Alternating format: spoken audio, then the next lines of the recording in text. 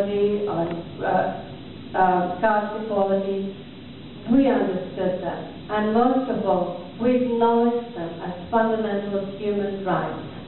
So it is absolutely shocking now for me to hear about ministers who blame women who've been victims of rape for rape itself, or we hear about our most renowned intellectuals being threatened of having their hands cut off.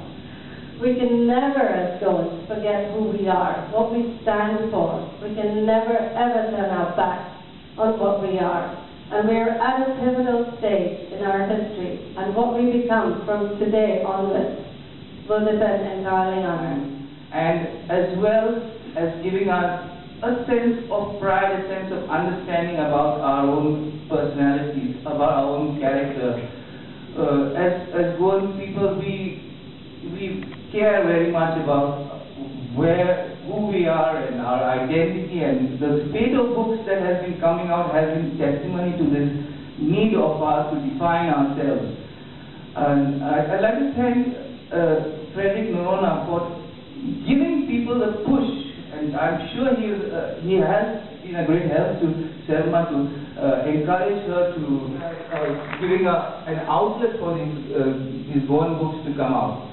Once again, I'd like to thank all of you for this opportunity. Wonderful, Selma. Congratulations. That's also, don't worry.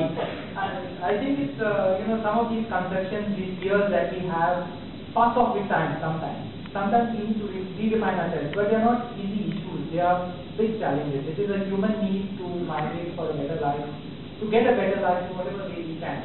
So how do we fit in this reality? The reality is there. We can't eliminate people further than what they have already eliminated. There are problems in terms of passing on cultural symbols, passing on information to them. And sometimes if you read the net, it looks as if the worst ideas float on the desk. So these are problems we have to face up to. When I was discussing with Radha, a neighboring village and whose family I know, I have never known her, but her parents, her uncles are all very closely known. And so I will encourage people to buy the book, and I do hope you will do the same. See, when we talk of Goa, and when the word talks of Goa, Goa as it exists is entirely a creation of the Portuguese. You can't deny that. If the Portuguese were not here, Goa would be just another stretch of land between Malvan and Karwar. There will be no difference. It is the Portuguese interlude that has made us what we are, whether we like it or not. The Portuguese introduced a way of life which is entirely different from what our ancestors led, and that is what contributes to Goa. That is why the word comes here. If you didn't have the Portuguese, there would be no Goa. That is the way I would look at it. So let us give the Portuguese credit for what they have done. And let me also say this much. The Portuguese were one instead of Europeans who were the least racist.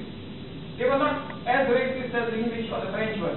And even now, the Portuguese openly welcome Indian Goans into Portugal. They allow us to make passports. That shows their basic graciousness.